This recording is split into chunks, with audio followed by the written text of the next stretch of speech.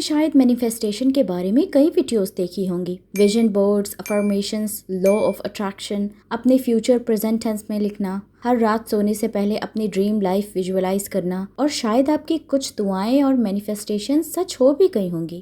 کوئی job opportunity مل گئی ہوگی، جس انسان کو آپ چاہتے تھے اس کا کال آ گیا ہوگا، کوئی فائنینشیل اپرچونٹی مل گئی ہوگی. تو نیچرلی آپ نے سوچا کہ واو، مینیفیسٹیشن تو سچ میں ورک کرتا ہے. لیکن یہاں ایک سوال ہے جو لگ بھگ کوئی نہیں پوچھتا. اگر مینیفیسٹیشن سکسیس کا الٹیمیٹ لا ہے تو اللہ نے ہمیں یہ کیوں نہیں سکھایا؟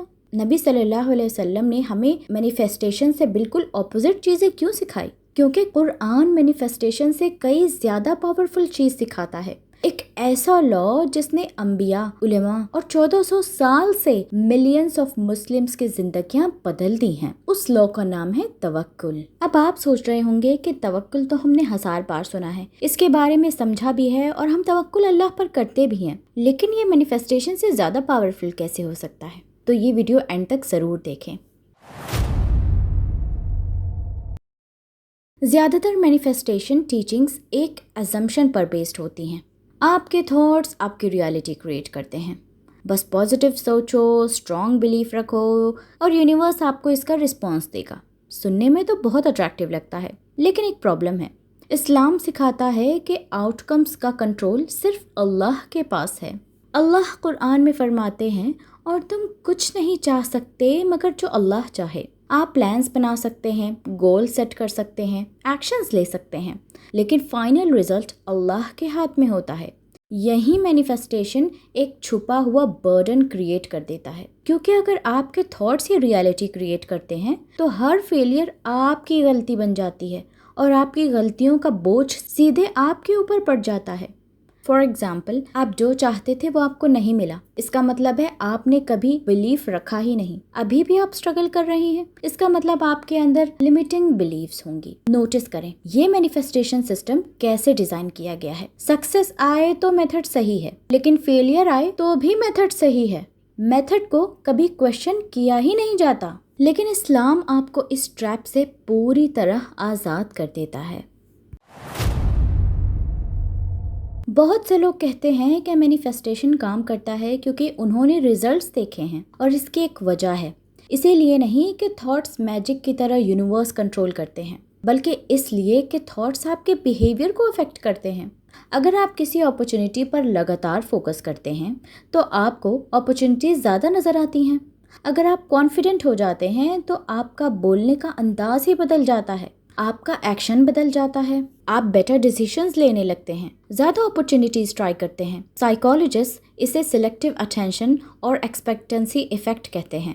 سمپل ورڈز میں بولوں تو آپ ان چیزوں کو دیکھنا شروع کر دیتے ہیں جو پہلے بھی وہاں موجود تھیں.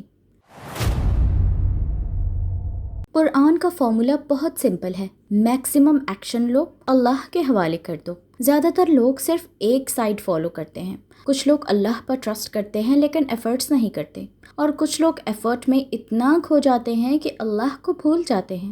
قرآن دونوں چیزوں کو ساتھ سکھاتا ہے. اللہ فرماتے ہیں، اور جو اللہ پر بھروسہ کرے اللہ اس کے لیے کافی ہے. توکل کا مطلب ہے پورا ایفرٹ اور پورا ٹرسٹ. جب موسیٰ علیہ السلام سمندر کے سامنے تھے اور فرعون کی فوج ان کے پیچھے تھی تو سچویشن کافی امپاسبل سی لگ رہی تھی موسیٰ علیہ السلام کے لیے، لیکن انہوں نے کہا میرا رب میرے ساتھ ہے، وہ مجھے راستہ دکھائے گا. اور اللہ نے وہاں راستہ بنا دیا جہاں کوئی راستہ نہیں تھا. جب ابراہیم علیہ السلام کو آگ میں ڈالا گیا تو انہوں نے اللہ پر ٹرسٹ کیا. جب نبی صلی اللہ علیہ وسلم ہجرت کے دوران چھپے ہوئے تھے اور دشمن بالکل باہر کھڑے تھے تو انہوں نے ابو بکر رضی اللہ عنہ سے فرمایا، غم نہ کرو، اللہ ہمارے ساتھ ہے. یہی توکل ہے، آؤٹ کمز کو کنٹرول کرنا نہیں، اس ذات پر ٹرسٹ کرنا جو آؤٹ کمز کو کنٹرول کرتی ہے.